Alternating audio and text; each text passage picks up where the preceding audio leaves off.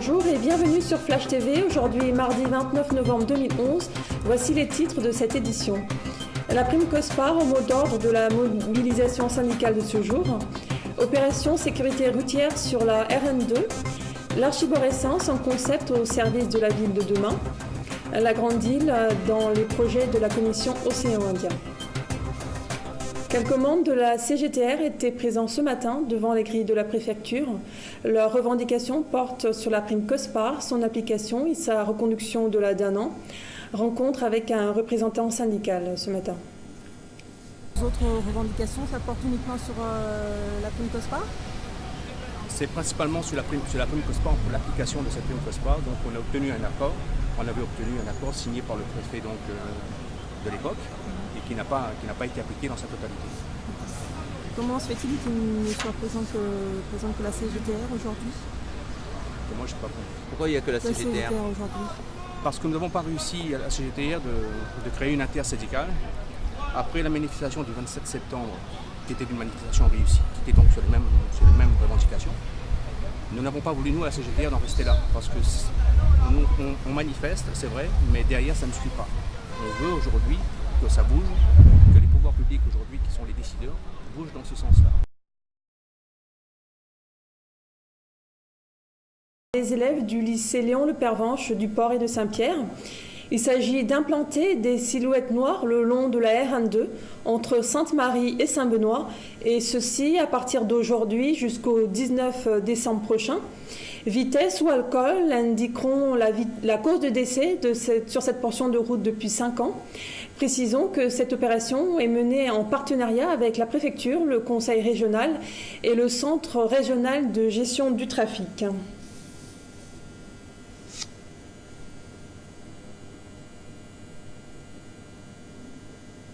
Développement durable et architecture, un sujet de réflexion au cours du premier forum des entreprises publiques locales qui se tient actuellement au Parc des Expositions de Saint-Denis.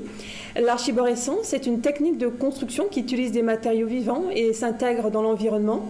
C'est le concept que propose Luc Schuiten, un architecte qui développe également un procédé écologique de déplacement.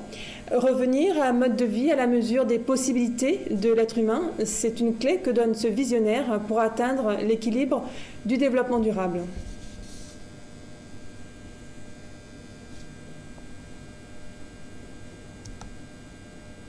De nos confrères de Viva Événements aujourd'hui, rencontre entre le nouveau gouvernement et le conseil de la Commission de l'Océan Indien.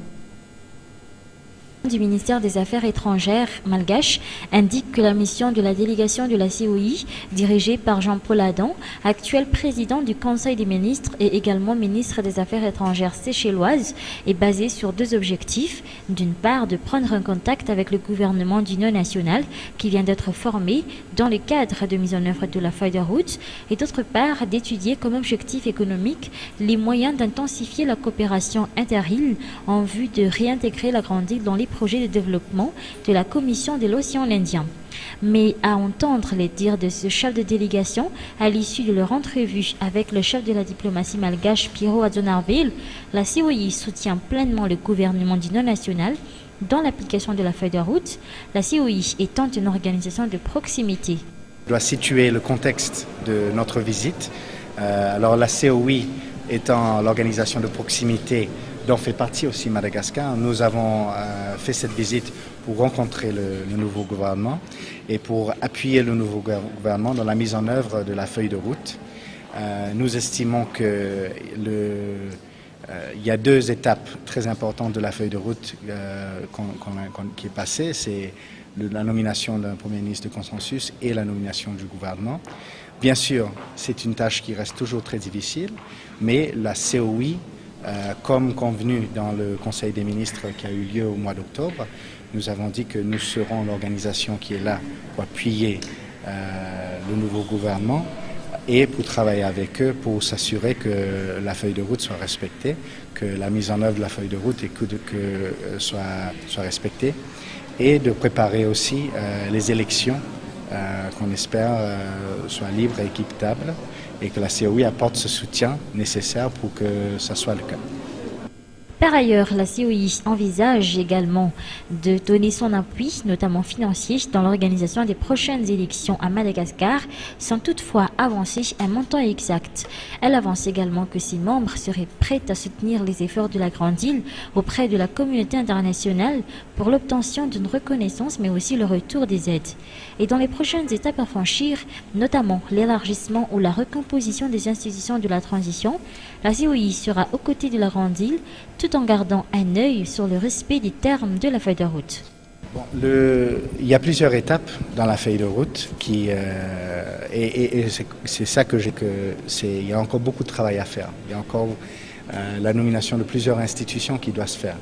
Alors à chaque étape, la COI est là pour donner conseil, mais aussi pour appuyer auprès de la communauté internationale, pour travailler avec la communauté internationale, pour que Madagascar puisse bouger de l'avant dans son développement, parce que nous savons que ça a été 2 ans et demi très difficiles.